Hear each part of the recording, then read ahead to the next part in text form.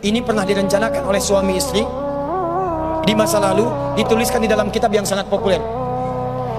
Persoalannya, begitu ibunya mengandung, istrinya mengandung, lahir anaknya usia 2 tahun, maaf, mereka punya rencana, anak ini insya Allah kita akan didik jadi lebih baik, keluarga kita lebih baik, anak ini akan jadi ulama. Qadarullah usia 2 tahun ayahnya meninggal. Ini kisah nyata.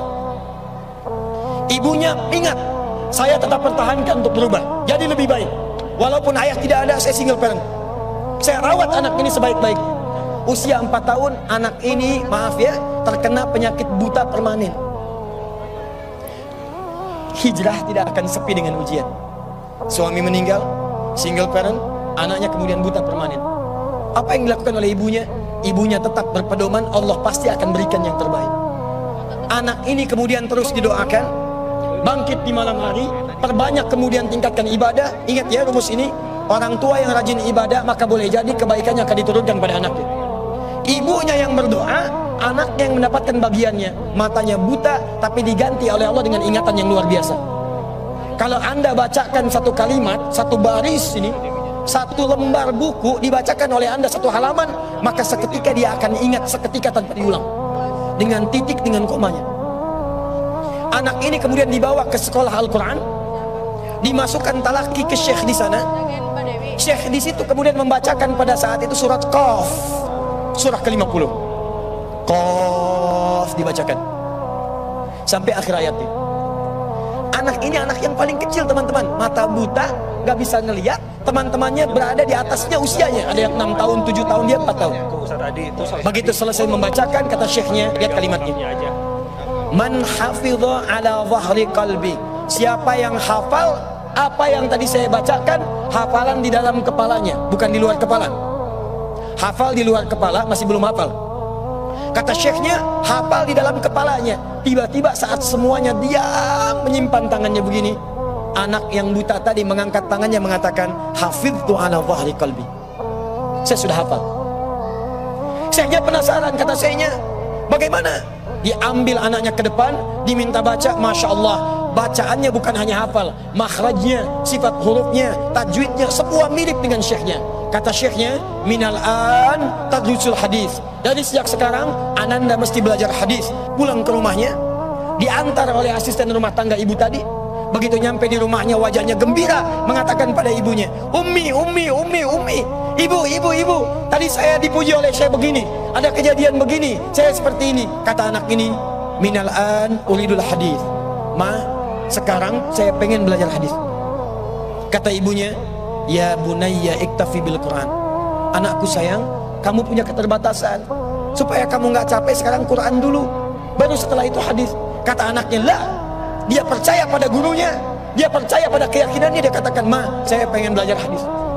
Dia tinggalkan ibunya sambil meraba jalan begini ke kamarnya. Perhatikan baik-baik, begitu ibunya melihat, ingat kemudian dengan suaminya, ingat tentang rencana mereka, ingat tentang mereka punya rencana masuk surga bersama-sama. Teman-teman, ibunya langsung masuk ke dalam kamar, dia bentangkan sajadahnya di mihrabnya, dia salat 2 rakaat, dia bermohon kepada Allah. Saat sujud itulah dia tumpahkan segala keinginannya. Perhatikan kalimatnya. Rahasianya ada di Quran surah ke-17 ayat 110 sampai dengan 111, paling kanan sebelah atas.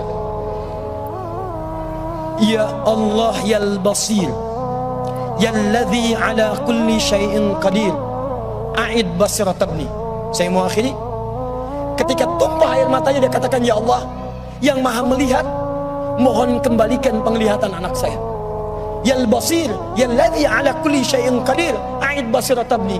Begitu mengatakan kalimat itu, capek ketiduran. Kemudian pada saat itulah anaknya sedang mengulang surat Qaf di kamarnya. Begitu ibunya mengatakan ya basir, anaknya sampai pada ayat ke-22. Laqad kunta fi ghaflatin min hadza fakashafna 'anka ghita'aka wa basaruka al-yawma hadid.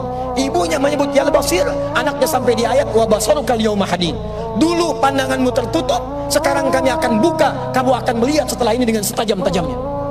Ayat ini sebetulnya kemuliaan akhirat, tapi diturunkan mendapatkan kemuliaan dunia.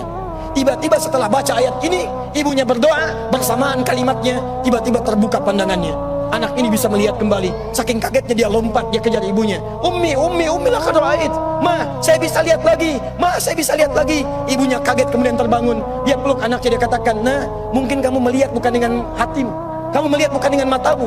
Rubbama ra'aita biqalbik laisa bi'aini. Mungkin bukan matamu tapi hatimu. Kata anaknya, ma, saya melihat dengan mata saya.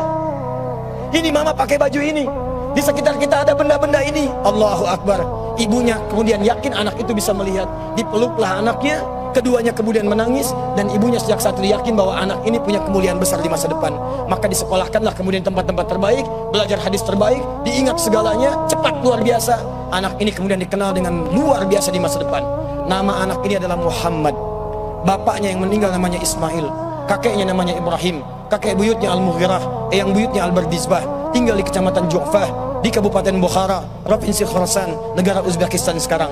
Kelak di kemudian hari, dia dikenal dengan nama daerahnya Bukhara, dengan Al-Bukhari. Itulah kisah Imam Al-Bukhari.